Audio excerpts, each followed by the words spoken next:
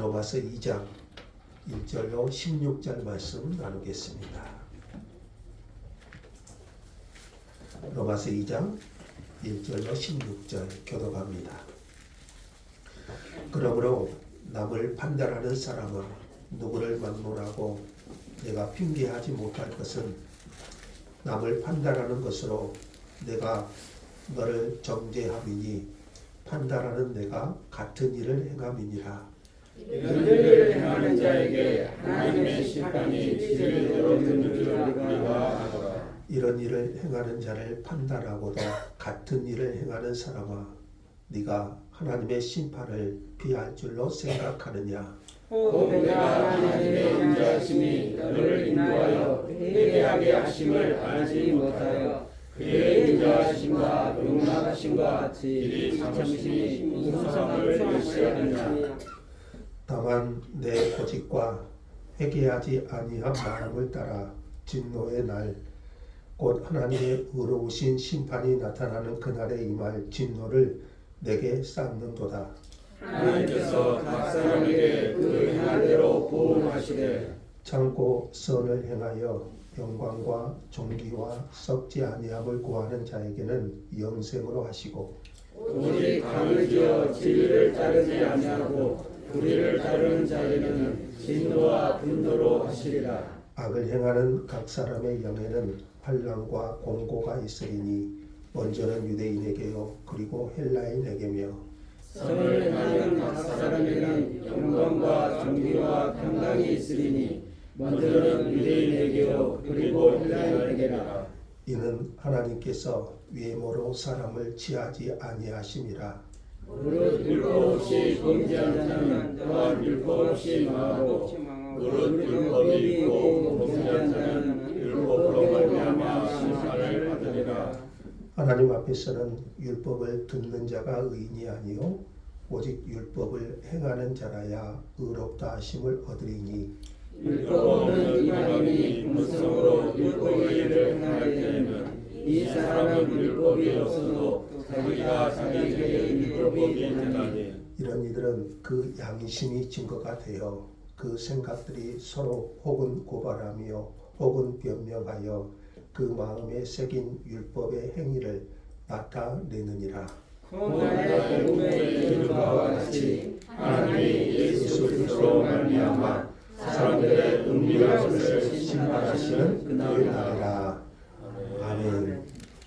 250장 찬송 드리겠습니다. 250장.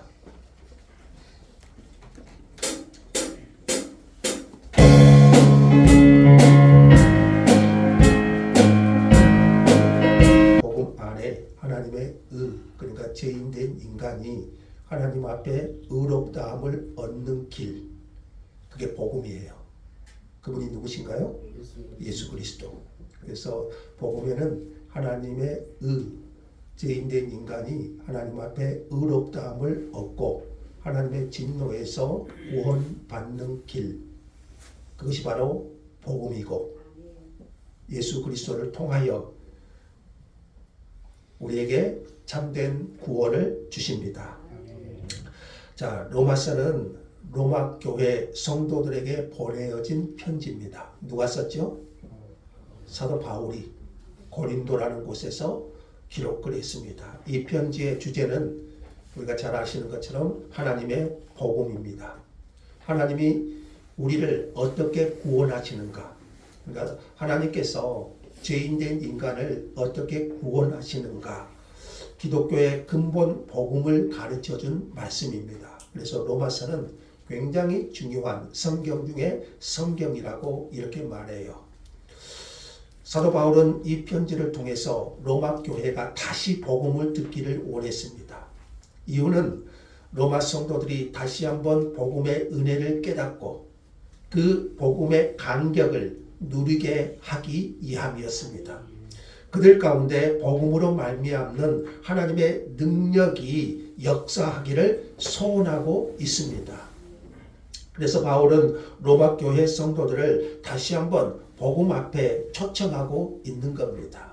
저와 여러분도 다시 듣는 복음을 통하여 우리의 심령에 그 복음에 대한 간격, 그 복음에 대한 확신이 새롭게 하나님의 능력으로 임할 수 있기를 원합니다. 바울은 1장에서 복음이 무엇인가를 소개했어요. 복음의 핵심은 예수 그리스도이십니다. 그래서 그 복음에는 하나님의 의가 나타나 있습니다.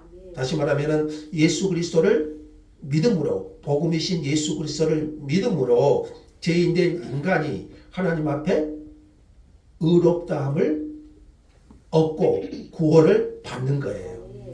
자, 여러분, 구원은 쉽죠? 복음에 나타난 하나님의 의이신 예수 그리스도를 믿음으로 죄인된 인간이 하나님 앞에 의롭다함을 얻고 구원을 받는 거예요. 그래서 바울은 복음을 부끄러워하지 않는다. 이 복음이 모든 믿는 자에게 구원을 주시는 하나님의 능력이기 때문이었지요. 그리고 곧이어서 하나님의 진노를 피할 수 없는 인간의 죄에 대해서 설명을 합니다. 우리 지난 시간에 1장 후반부에서 바울이 복음을 말하면서 왜 하나님의 진노를 말하는 것일까요? 죄가 무엇이고 그 죄로 말미암는 결과, 그것이 어떠한가를 알면 왜 우리에게 복음이 필요한지, 왜 우리에게 복음이 필요한지가 명확해지기 때문이에요. 죄와 그 죄로 인한 하나님의 진노를 알면 우리에게 왜 복음이 필요한지, 다시 말하면 왜 예수 그리스도가 필요한지가 명확해지는 거지요. 그래서 바울은 죄와 죄로 인한 하나님의 진노를 설명하고 있는 거예요. 모든 인간은 죄로 인해 하나님의 진노 아래 있습니다. 이것을 믿든지 믿지 않든지 성경이 말하는 사실이에요. 모든 인간은 죄로 인하여 하나님의 진노, 왜 진노 아래 있습니까? 죄 때문에. 죄로 인하여 하나님의 진노 아래 있다는 거예요. 진노는 심판이지요. 그래서 모든 인간에게는 복음이신 예수 그리스도가 필요한 것이에요. 지난주에 우리가 배웠죠. 불의로 진리를 막는 사람들. 이들의 죄악을 설명을 했는데요. 불의로 진리를 막는 사람들이란 하나님을 알만한 것을 보이셨음에도 불구하고 하나님께서 우리 인간에게 하나님을 알만한 것들을 보이셨음을 불구하고 고의적으로 하나님을 배격하고 하나님을 거부한 사람들, 결국은 이들의 죄의 궁극적인 결과는 우상 숭배였습니다. 사람이 그 마음에 하나님 두기를 거부하면 하나님 대신 다른 대용품이 자리 잡을 수밖에 없어요. 인간은요, 하나님께서 창조하실 때 그 마음에 하나님을 알도록 지으셨어요. 그래서 인간은 영적인 존재예요. 그 마음에 하나님 두기를 거부하면 그것으로 끝인가요? 그게 아니죠. 그 자리에는 하나님 아닌 다른 우상이 그 마음을 사로잡을 수밖에 없어요. 그래서 불의로 진리를 막는 사람들의 궁극적 죄의 결과는 우상 숭배예요. 그리고 그들의 삶의 특징은 불의함. 그 마음에 하나님이 없으니 뭐가 두렵겠습니까? 그래서 마음의 욕심과 정욕대로 타락하게 됩니다. 그래서 사람이 하나님을 떠나면 우상 숭배와 함께 불의한 삶이 그를 지배할 수밖에 없는 것이지요. 하나님은 이들의 죄에 대해 진노하십니다. 죄에는 반드시 뭐가 따릅니까? 하나님의 진노가 따라요. 그 하나님의 진노는 우리 지난 시간에 현재적으로는 내버려 두심. 하나님은 자신들의 정욕대로 그 마음이 상실한 대로 내버려 두신 것입니다. 그러니까 내버려 두신 것은 저주죠. 하나님이 어떤 것을 통해서 깨닫게 하시고 돌아오게 하시면 은혜예요.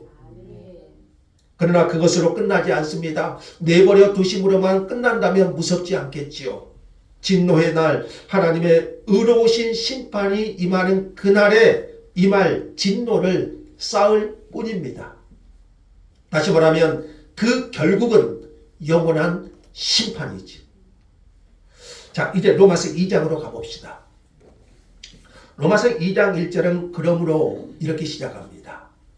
바울은 로마서 1장 후반부에서 하나님 없이 살아가는 사람들, 이것을 우리는 이방인들의 죄 이렇게 설명을 합니다. 하나님 없는 이방인들의 삶, 보통 유대인과 이방인 이렇게 구분하죠. 1장 후반부의 내용은 사실 하나님 없이 살아가는 이방인들의 삶을 설명했어요. 이들은 그들의 죄로 인하여 하나님의 진노를 피할 수 없다고 설명을 했죠. 자, 이제 2장 1절에는 그러므로 하나님이 없는 이방인들에 비해 유대인들은 어떻습니까? 이스라엘, 유대인들은 뭘 가지고 있죠? 율법을 가지고 있어요. 율법. 그래서 유대인들은 상대적으로 이방인들과 비교하면 선하게 살려고 노력을 했습니다. 율법 아시죠? 구약의 율법. 어떻게 사는 것이 도덕적으로 사는 것인지, 어떻게 사는 것이 하나님의 뜻대로 사는 것인지, 하나님 없이 우상 숭배하고 아무 죄나 짓는 이방인들과 유대인들은 달랐어요. 그래서 유대인들은 자기들은 이방인과 비교하면 선하고 의롭다고 생각을 했습니다.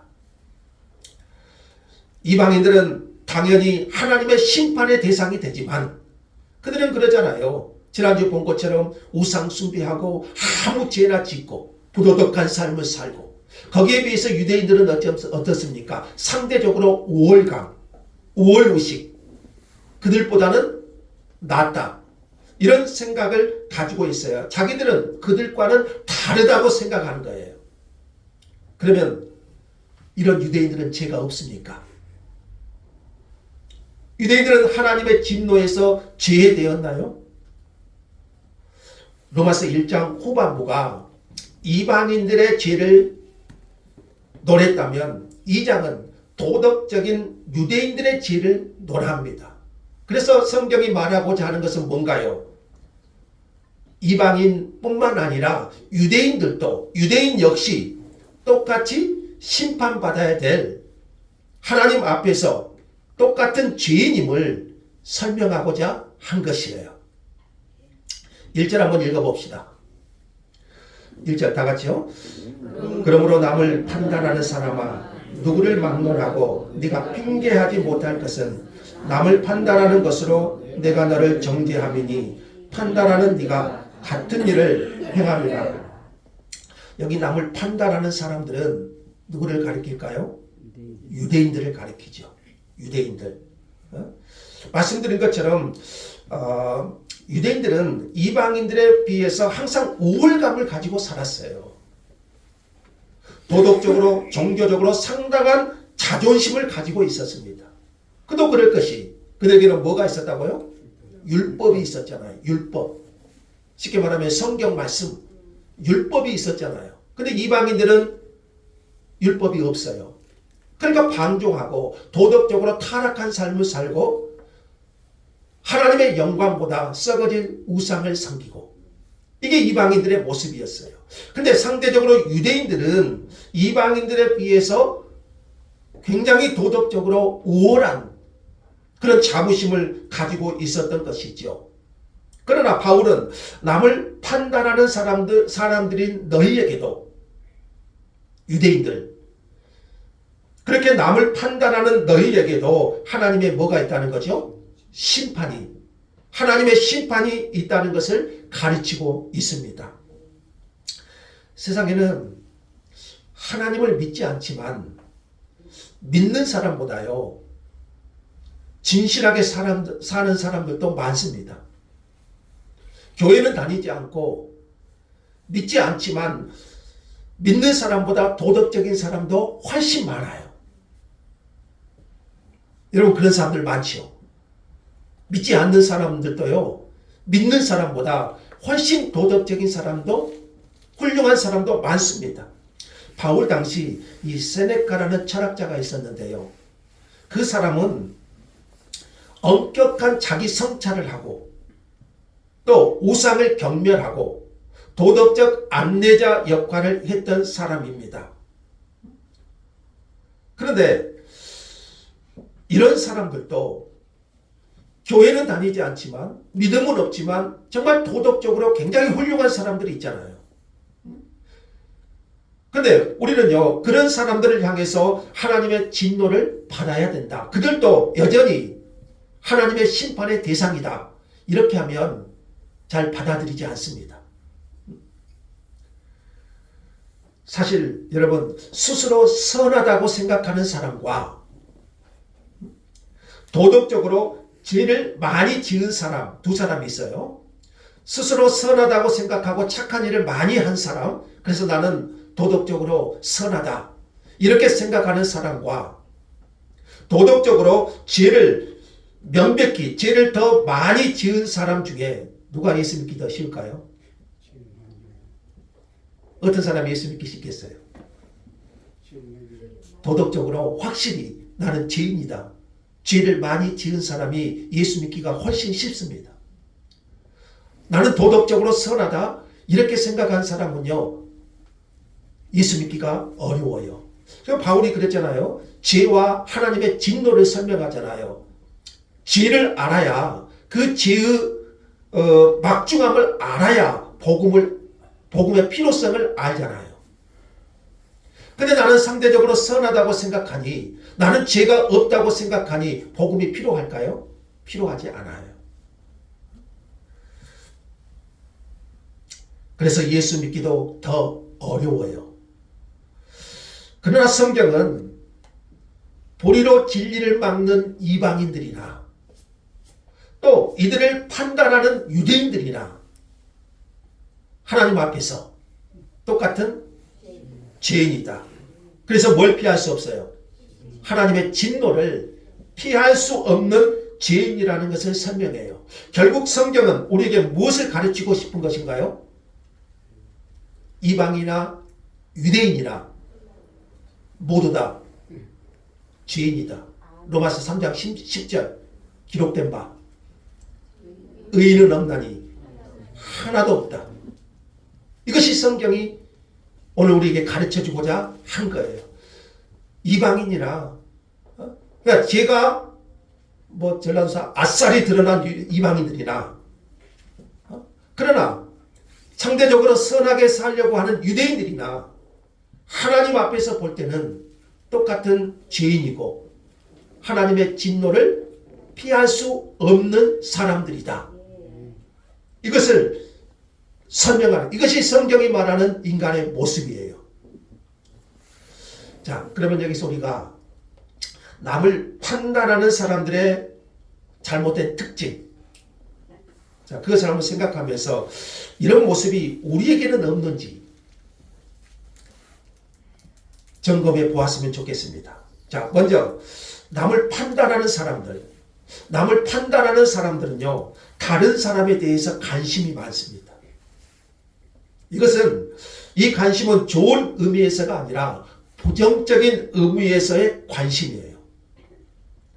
남의 허물과 약점을 들추어내어 판단하고 정죄하려는 목적. 그래서 이런 사람들은요, 남에게 굉장히 관심이 많아요. 좋은 의미가 아니라 남의 약점과 남의 허물을 들추어내어서 판단하고 정죄하려고 하는, 마치 남의 눈에 티는 크게 보고 자신의 눈에 들보, 내 눈에는 뭐가 있죠? 들보가 있죠. 근데 그건 보지 못하고 상대방 눈에 티를 보고, 예수님께서 그렇게 말씀하셨잖아요. 다른 사람의 약점을 캐고 정죄하는데 굉장히 부지런합니다.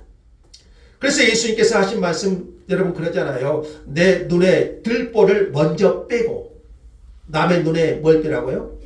티를 빼라 그랬잖아요. 또 남을 판단하는 사람은 자신에 대해서 회개가 적습니다. 5절에 보면 이런 말씀이 나와요. 2장 5절에 보면 내 고집과 회개하지 아니한 마음을 따라, 이 표현이 있습니다. 남을 판단하는 사람들은 자신에 대해서는 회개가 약합니다. 자기 죄에 대해서 둔감합니다. 똑같은 죄를 범하고도 자기 죄에 대해서는 관대합니다. 결국 이것은 교만이죠. 자기 우월 의식이죠. 자기 자신에 대해서는 잘 보지 못합니다. 반면 상대방에 대해서는 잘 봅니다. 남을 판단하는 사람은 은근히 자신이 선하다고 생각합니다. 유대인들이 그랬거든요. 이방인들을 보면서 은근히 자기는 이방인과 같지 않다. 나는 저 사람하고는 뭔가 다르다.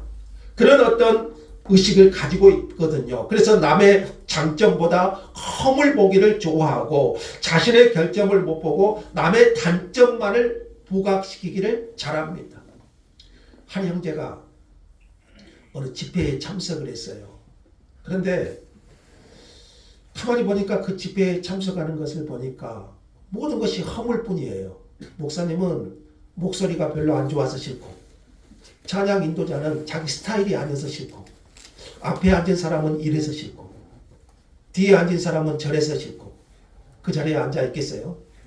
그래서 그 집회에서 그냥 놔버렸답니다.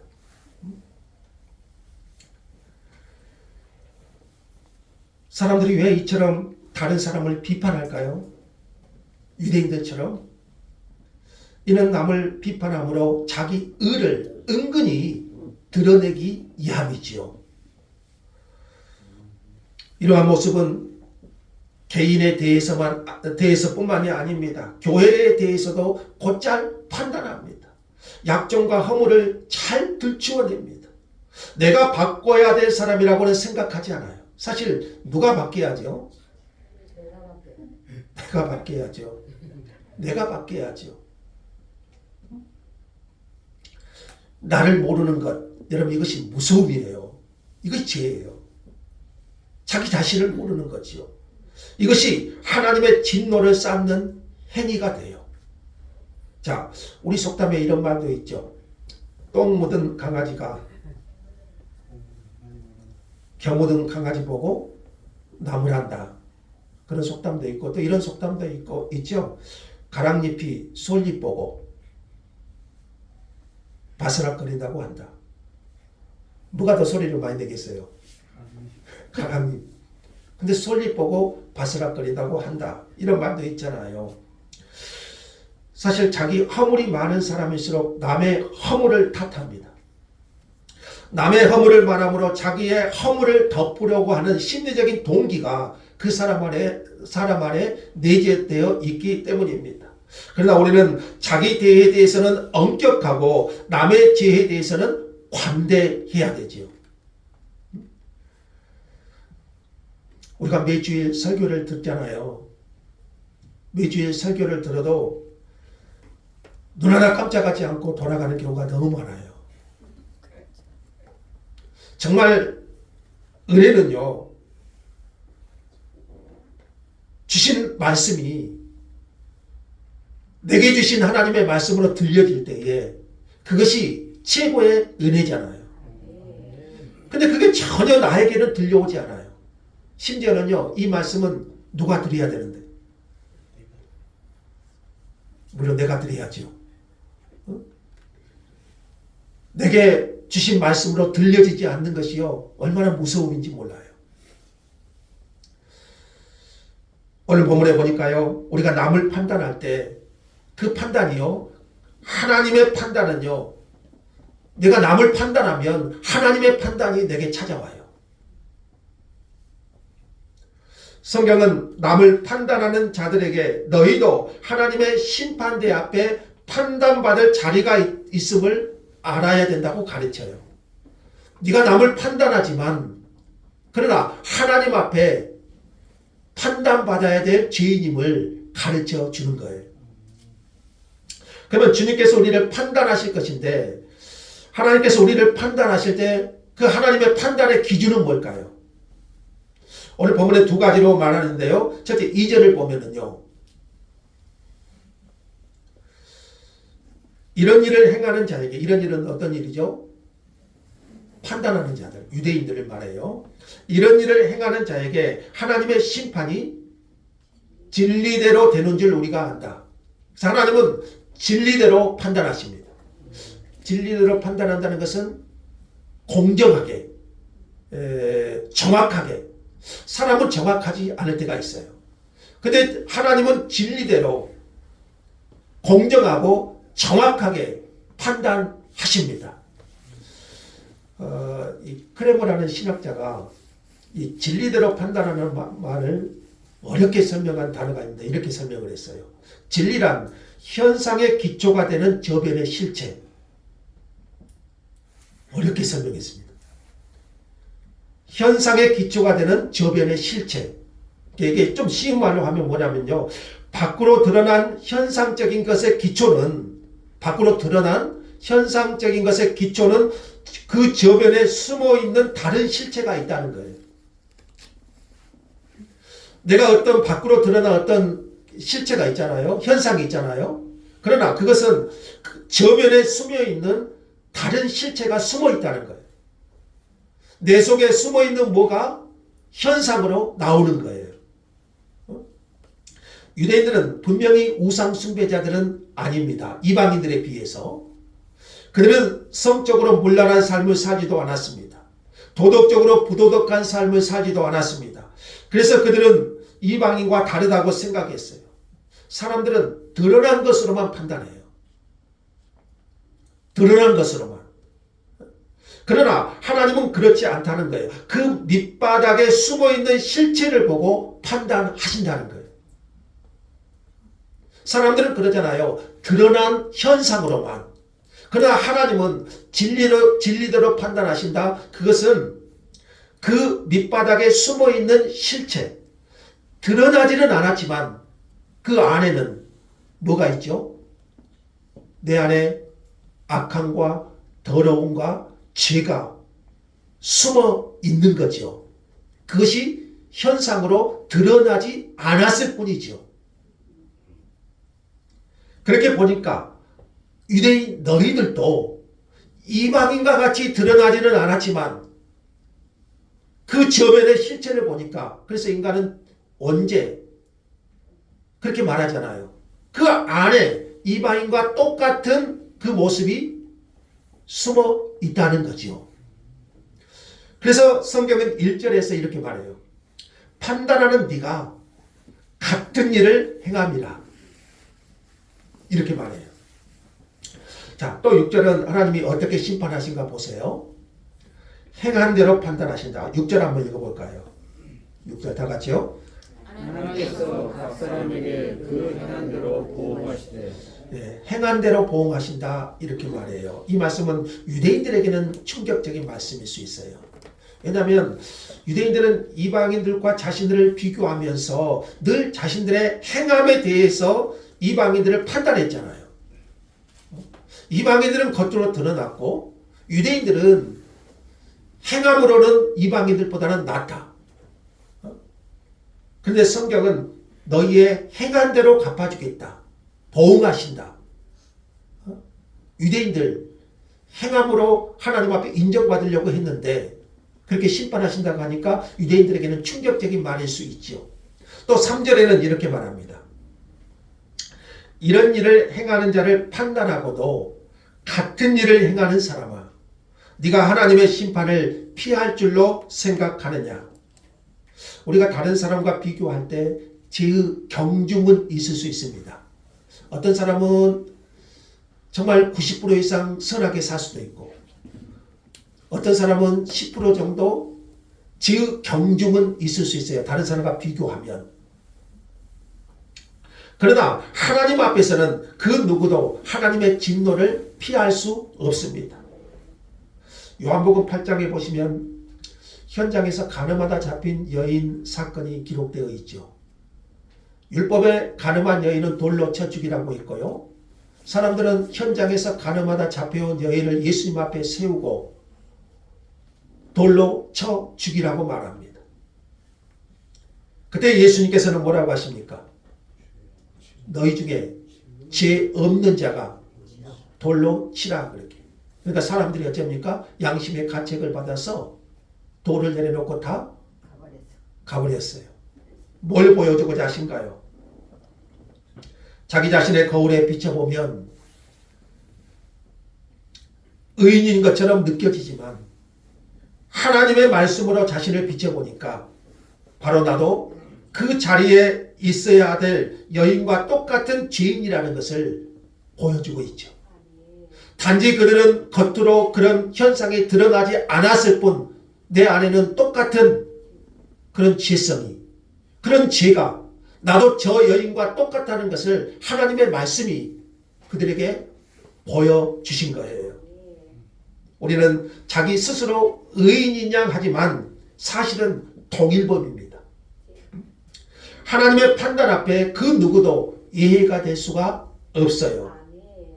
그래서 하나님은 진리대로 또 행한 대로 정확하게 하나님은 판단하셔요. 그 속 마음을 아시는 하나님. 그걸 보고 하나님은 판단하시기 때문에 하나님은 정확하지요. 4절 한번 읽어볼까요? 2장 4절 다 같이요. 하나님의 인자하심이 너를 인도하여 회개하게 하심을 알지 못하여 그의 인자하심과 용납하심과 길이 참으심이 풍성함을 멸시하느냐. 자, 길이 참으심은 하나님께서 인내하시는 거죠. 참으시는 거죠. 길이 참으시죠. 풍성하다는 것은 보화가 가득 묻혀 있어요. 근데 아무리 파내도 줄지 않는다. 풍성하다. 그런 의미예요. 이렇게 하나님은 길이 참으시고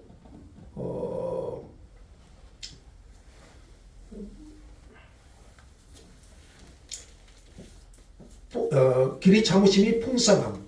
그렇게 설명하고 있죠. 자, 우리가요. 하나님의 인자하심과 용서하심과 길이 참으심의 풍성함을 받지 않은 사람은 없습니다. 우리 모든 인간은 하나님의 길이 참으심과 풍성함의 은혜를 받았습니다. 그래서 우리는 예수를 믿고 구원으로 인도함을 받았고요. 또 하나님을 믿지 않아도 그들은 핑계할 수 없다고 지난 시간에 말씀드렸어요. 하나님이 없다고 핑계할 수 없다. 왜 그랬다고 그랬죠? 하나님은 우리에게 하나님을 알 수 있는 생득적 지식을 주셨고 또 자해를 통해서 하나님을 알 만한 것들을 보여주셨고 이거 자연계시라고 그랬죠?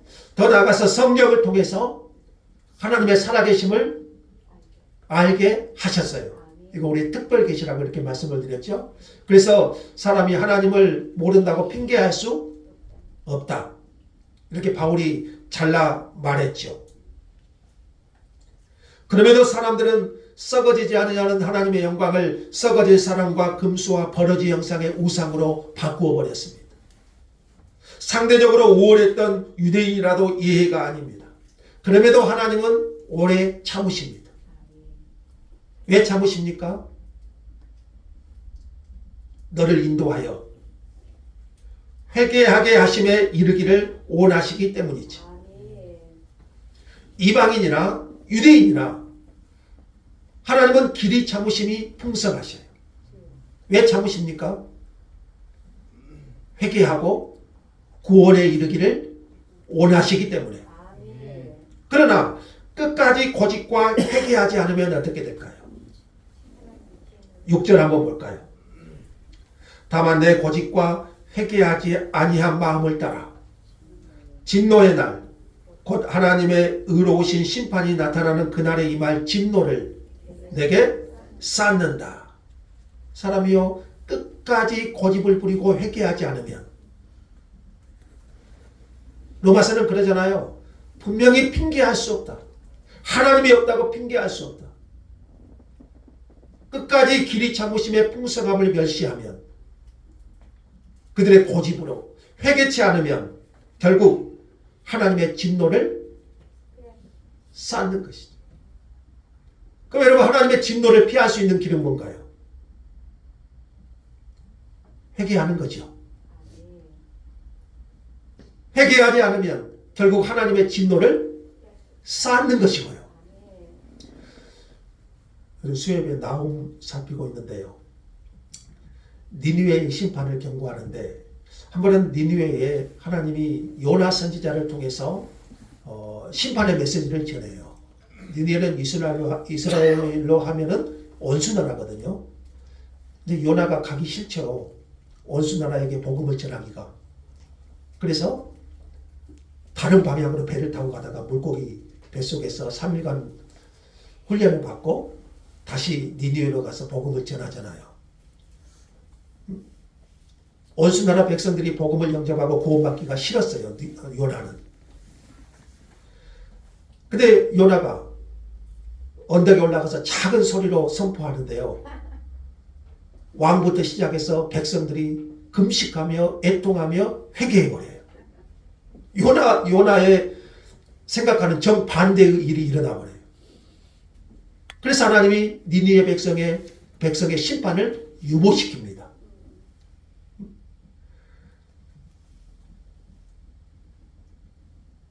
하나님께서 심판을 거두신 거죠. 그러나 끝까지 고집을 부리고 회개하지 않는 사람을 내버려 두지 않으셔요. 각 사람에게 진리대로 그 행한 대로 보응하실 겁니다. 그래서 7, 8절은 이렇게 말해요. 참고 선을 행하여 영광과 존귀와 썩지 아니함을 구하는 자. 이것은 한마디로 하면은 하나님을 구하는 자. 그들에게는 뭘로 하죠? 영생으로 하시고. 오직 당을 지어 진리를 따르지 아니하고 불의를 따르는 자. 여기 당을 짓는다는 말이 영어 성경에 보니까요, self seeking으로 나와요. 자기 유익을 쫓는다는 거예요. 자기 유익. 자기 유익을 쫓아. 그러니까 하나님을 마음의 중심에 둔 자는, 하나님을 추구하는 자는 영생으로 하지만, 당을 지어 자기 유익을 따라 하나님을 마음에 두지 않는 자에게는 진노와 분노로 하시리라 그러죠. 바울은 계속해서 9절과 10절에서 이렇게 말합니다. 악을 행하는 각 사람의 영에는 환난과 공고가 있을 것이고, 그러나 선을 행하는 각 사람에게는 영광과 존귀와 평강이 있을 것이다. 악을 행하는 사람과 선을 행하는 사람을 굉장히 대조해서 이제 바울이 설명하고 있고요. 그러니까 우리는 이제 어떤 삶을 살아야 되겠습니까? 마음에 하나님을 두기를 싫어하고 악을 행하면서 환난과 공고를 가진 삶을 살아야겠습니까?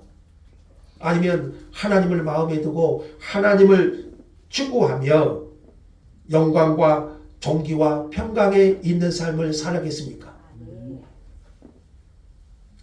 12절을 볼까요? 무릇 율법 없이 범죄한 자는, 율법이 없어요. 이방인들을 가리키겠죠. 율법 없이 범죄한 자는 율법 없이 망하고. 여러분, 독이 있어요. 어떤 병에 독이라는 표시가 없어요. 근데 그것을 마셨어요. 그럼 죽을까요? 안 죽을까요? 죽죠. 율법 없이 범죄한 자는 또 율법 없이 망하고, 또 무릇 율법이 있고 범죄하는 자는 율법으로 말미암아 심판을 받으리라. 율법을 알고 범죄하면 율법이 심판 기준이에요. 그럼 율법을 모르고 범죄한 자는 14, 15절을 좀 더 보면 사람의 마음에는 뭐가 있습니까? 양심이 있어요. 양심이 있어요. 이것을 우리는 내재된 율법 이렇게 말합니다. 여러분 안에 이 율법이 있어요. 양심, 내재된 율법. 이렇게 말해요. 이런 이들은 양심이 그 죄를 증거한다고 말합니다. 율법이 없어요. 그러나 내 안에 뭐가 있어요? 양심이 있어요. 그래서 그 양심이 율법이 되어 그 사람의 내 죄를 증거해요. 그러니까 어째요? 율법이 없어도 내 안에 있는 양심이 어떤 죄를 지으면 그게 죄라고 말할까요? 말하지 않을까요? 말하고 있어요. 양심이. 그러니까 나는 율법을 몰랐으니 죄가 없다. 이렇게 핑계할 수 없어요. 지난주에 말한 것처럼 칸트가 그랬잖아요. 하늘에는 별이 있듯이 내 마음에는 뭐가 있다고? 양심이 있다고. 그렇게 말했죠. 자, 그러므로 율법 없이 범죄한 자는 율법 없이 망하고 율법이 있고 범죄한 자는 율법으로 말미암아 진노를 받습니다. 뭘 말하려고 하냐면요. 이방인이나 율법이 없는 이방인이나 율법이 있는 유대인이나 하나님의 심판 아래 있는 것은 똑같다는 거예요. 바울이 계속 이것을 설명해. 유대인 너희들 아무것도 아니다. 율법을 가지고 있는 것으로만 결코 하나님 앞에 의롭다함을 얻을 수 없다. 사실 율법을 행하는 것이잖아요. 하나님 앞에 볼 때는 이방인이나 유대인이나 그 경중은 있을 수 있어요. 그러나 하나님 편에서 볼 때 율법이 없는 이방인이나 율법이 있는 유대인이나 똑같은 죄인이다. 죄인이면 그들 위에 뭐가 있죠? 하나님의 진노가 심판이 있다는 이것을 바울이 말하고 싶어 하는 거예요. 그러니까 이것은 어떤 점에서 우리에게 이 유대인들의 착각은 우리에게도 있을 수 있어요. 우리는 늘 교회에 출석하고 주일마다 여러분 예배를 드리고 하나님의 말씀을 듣고 말씀을 가까이 하고 있기 때문에 나는 말씀대로 사는 사람, 이방인과 비교해서 나는 그래도 도덕적으로 하나님의 뜻을 쫓아 살려고 하는 사람. 그래서 더 나아가서는 나는 구원에는 전혀 문제가 없다. 이렇게 생각할 수 있어요. 이 유대인들의 착각은 오늘 우리 그리스도인들의 착각일 수가 있어요. 자, 그럼 우리는 어떻게 해야 될까요? 주님께서 오늘 유대인들에게 바울이 뭘 말하고 하는 걸까요? 나도 판단받을 죄인임을 알라는 것이죠. 그래서 우리는 날마다 복음 앞에 서야 됩니다. 자, 이제 결론 16절을 살핍시다. 자, 이 말씀은 또 암송이에요. 바울이 유대인들의 죄를 설명하면서 결론적으로 이렇게 맺습니다. 16절 같이 읽죠. 곧 나의 복음에 있는 바와 같이 하나님의 예수 그리스도로 말미암아 사람들의 은밀한 것을 심판하시는 그날이라. 자, 곧 나의 복음에 이른 바와 같이 바울이 전한 복음을 말하죠. 바울이 전한 복음의 핵심 예수 그리스도잖아요. 나의 복음에 이른 바와 같이 바울이 뭘 말했습니까? 하나님이 예수 그리스도로 말미암아 사람들의 은밀한 것을 심판하시는 그날이라. 하나님은 그날에 예수 그리스도로 말미암아 사람들의 은밀한 것을 심판하시게 될 것입니다.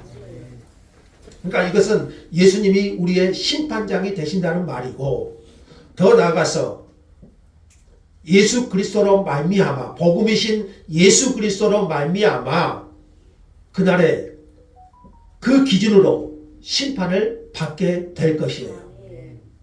로마서는 하나님의 진노를 내리실 죄가 무엇인지를 말했죠.